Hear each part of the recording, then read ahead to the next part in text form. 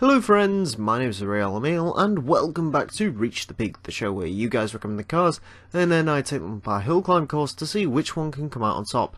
As usual in these normal episodes, we have 5 cars here for you today, and we're going to be kicking things off with one of my favourite Imprezas of all time. This is the 2005 Subaru Impreza WRX, 311 horsepower, 311 foot-pound of torque, 3,320 pounds of weight. There is an asterisk next to that. This thing weighs 5 pounds more than the standard car does.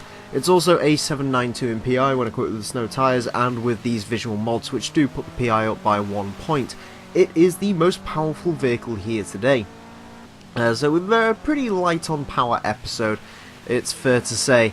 But, you know, this is certainly a great car to kick us off with. So, the 2005 Impreza, this is probably one of my favourites. If it wasn't for my sort of estranged love with the bug eye, this probably would be my favourite of all the Imprezas. I just really like the Hawkeye generation, sort of the way it looks, and also the fact that in sort of specifications terms, this really is the best Impreza of the bunch. It has the most power, most torque, and so on. So yeah, a pretty solid car. So on paper, this should be the fastest Impreza up the hill climb course and the best to drive, and honestly, it is.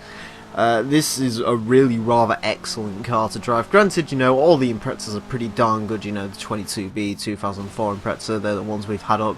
You know, they're great vehicles. This understeers just a little bit less than they do, though, and of course it has the speed advantage, which is a rather huge advantage over those vehicles. Yeah, this thing's really rather excellent to drive. I absolutely loved it. Of course, you know, you sort of expect that from the Impreza. You know, as far as sort of default choices to go for building up rally cars are, you know, the Impreza, especially the 05 Impreza, is very high up everyone's list, and for good reason. If you need to build a car to go rallying, look no further, as in seriously, just this is the car. I would find it very difficult for you to manage to mess the setup up on this vehicle. Like, you'd have to do something pretty stupid to make the Impreza not be one of the best choices in its class, and yeah, it's an absolutely phenomenal car. Next up, we move to a rather interesting Nissan. This is the 1995 Nismo GTR LM road car, 300 horsepower, 275 foot-pound torque, 3,483 pounds of weight. This is an A-class car, 793 in PI when equipped with snow tyres. It is the highest PI vehicle here today. So of course, this vehicle comes from the most recent DLC pack, the Duracell car pack, and it's the first of a couple of vehicles that are in this episode that have come from that pack.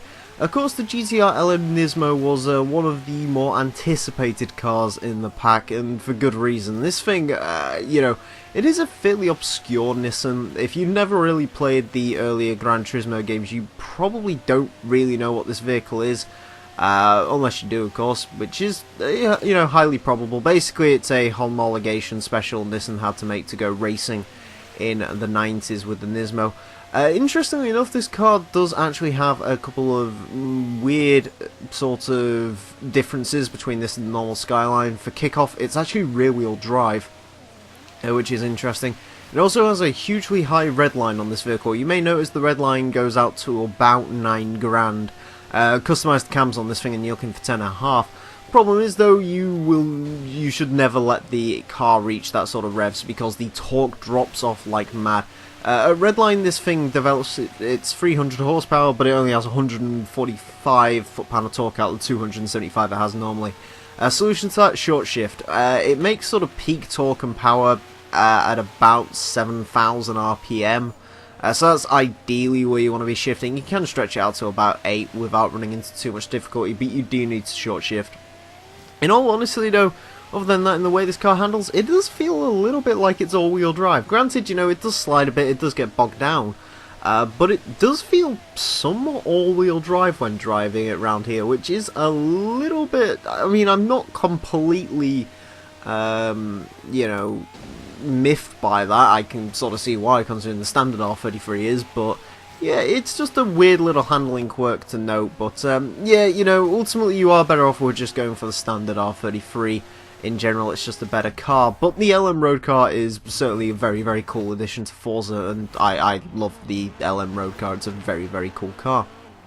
Speaking of things I love, we move on to a Volvo.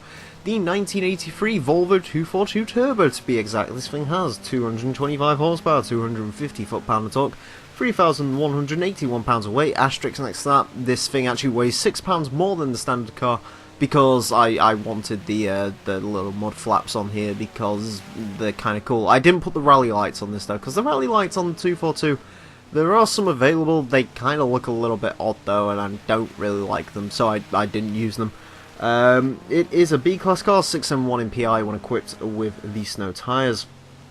So, the Volvo 2.4 Turbo, this is a really very, very cool car indeed. Now, of course, as many of you have been around the channel for a long time know, huge Volvo fan, and the 242 Turbo is certainly one of my favourites. I've got to be honest, I kind of prefer sort of the earlier 240 wagons. They're more sort of my thing. I love me a good Volvo wagon, but, you know, the 242 Turbo Coupe is certainly a car I can get behind. In general, the sort of 240 range is a really, really cool subset of vehicles. So this car's actually kind of interesting, you know, it's 225 horsepower, 250 foot-pound torque. That's a lot more than I remember this car having. Granted, this is the Evolution model, it's worth pointing out. But yeah, this car has a lot more power and torque than I was thinking. Which is, of course, a good thing. And speaking of good things, this car drives good. It's a pretty good driving car. The only real issue I have with this car is the gearbox, and this is sort of more a personal gripe with this hill climb course than anything, because if you drive it on public roads, gearbox is fine. It's nice, it's short, it's super snappy. The problem I've got is this car basically redlines at the exact amount of speed that I usually like to take the corners at, which means I did have to buzz it off the limiter a fair bit, or be in a gear which wasn't really adequate for the corner. That was a little bit irritating, and it certainly affected the time of the 242 Turbo. Again, in sort of normal driving, if you're not on like a twisty course, you know, that shouldn't really affect you all that much, because again, on normal roads, gearbox is lovely, but it is something worth noting on here. Also, it's worth noting this thing's actually got a 5-speed manual, which is extremely nice considering most cars of this sort of era run the 4 speeds. So yeah, the 242 Turbo is a really, really very cool vehicle. A car which you could probably do a lot with, and I will probably investigate that in the upcoming days. Next up, we have another sort of rally car. This is the 1980 Fiat 131 Abarth, 140 horsepower, 130 foot-pound of torque, 2,161 pounds of weight. It is the most powerful, the least torquey, the least powerful, least torquey, and lightest vehicle of today. It is a B-Class car, 629 in PI, although this car admittedly is 1 PI over what it would normally be, so it would be 628 normal. But this car has rally lights and mud flaps, and in case you're wondering about the weight thing, they essentially both cancel each other out. I think the rally lights reduce weight and the mud flaps add weight, and they both add about 5 pounds, I think, so no real difference on this car particularly. The 131 Abarth, I don't really know all that much about this vehicle, as much as I am a huge Fiat fan. I don't really know a whole lot about this vehicle, but it's, you know, it's a cool looking car. I like these sort of boxy 80s vehicles, and yeah, you know, it's a pretty darn successful rally car, at least from what I know. As far as the actual driving characteristics on it, it's decent, you know. It is a fairly competent car. However, with only 140 horsepower and 130 foot-pound of torque, it is quite far on the slow side. Not the slowest vehicle we've ever had by far, you know, it's nowhere near that, but it's not quick. Let's put it that way. It does sort of struggle a bit getting up the hills, and yeah, you know, it's because it's kind of slow, it's not the most exciting vehicle to drive. It's also worth noting it can slide out a little bit. It is a rear-wheel drive car, which is worth noting that pretty much all of the vehicles here today, save for the starting Subaru, were actually rear-wheel drive. Because I've got an awful lot of rear-wheel drive requests, so I'm probably going to have to start cracking through those now.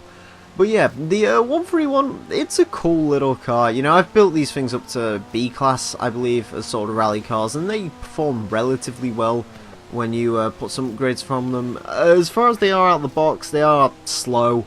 predictably, but, you know, they're certainly not bad vehicles. They're pretty darn decent handling things, to be perfectly honest with you. And, you know, either way, it's essentially a case of you can go flat out ludicrous with these and sort of put a huge amount of power in it, or you can take a more subdued classic rally car build and maybe compare it to some Escorts or something. But yeah, it is a cool car, nonetheless. And finally today, oh god, it's this. This is the 2011 Ford SuperSport Transit, 198 horsepower, 346 foot-pound of torque, 4,506 pounds of weight. It is a B-Class car, 621 in PI when equipped with snow tyres. Now, there is an asterisk next to the weight. This thing weighs 13 pounds more than the standard car due to the body kit it has on it. However, it is 2 PI higher than what it would be from normal with the snow tyres. This is also the most torquey vehicle here today, by quite a decent margin as well, which is kind of surprising, shall we say. Yeah, it's kind of surprising just how much torque this thing has. I really wasn't expecting it to have as much as it does.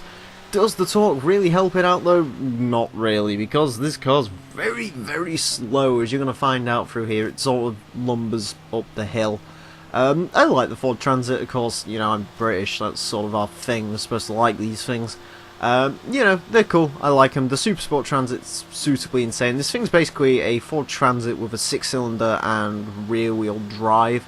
It's not quite as mad as the original SuperSports van, which was basically a Ford F1 chassis, I believe, which was basically just put on a transit van. It has like 550 horsepower. I recommend searching about that car if you can, because that thing's insane. But this isn't so insane, you know, with 198 horsepower. It's a fairly mundane motor, you know. It is slow. There's no getting around that. It's so very slow. It also gets bogged down a bit, and that's partly due to the fact this thing has a pretty darn awful differential in it. If you're going to build a transit van up, which, you know, I can appreciate if you do try and do that because they're kind of fun, replace that differential, because the differential in this thing is bloody useless, and I don't know why it's so useless.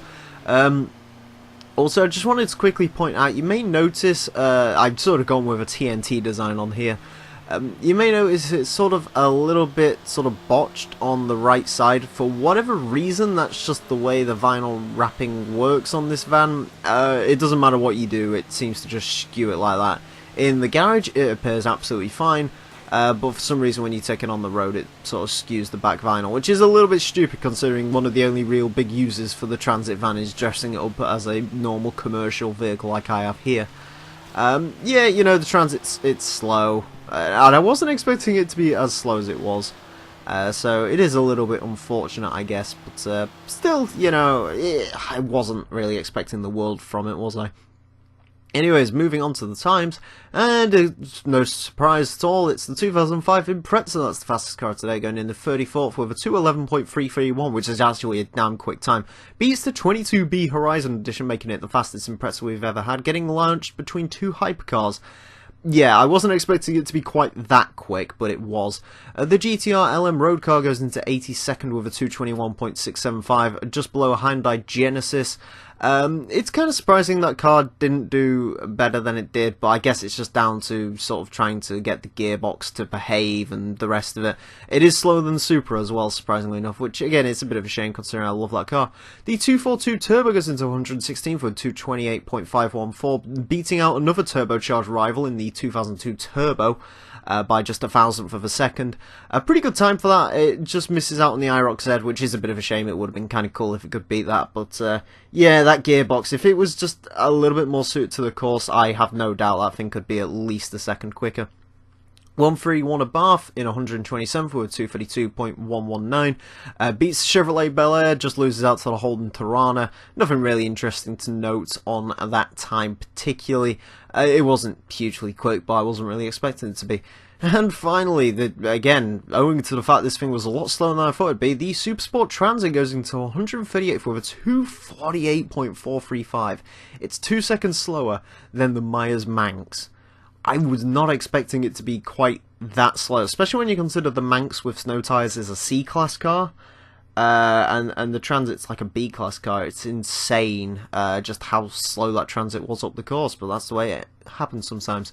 Anyways, friends, that is it for this episode of Reach the Peak. As always, if you have cars you'd like to recommend for this series, simply leave them down below in the comment section, and I will add them to my list. With that all being said and done, friends, thank you all very much for watching. My name's been The Real Emile, and until next time, farewell.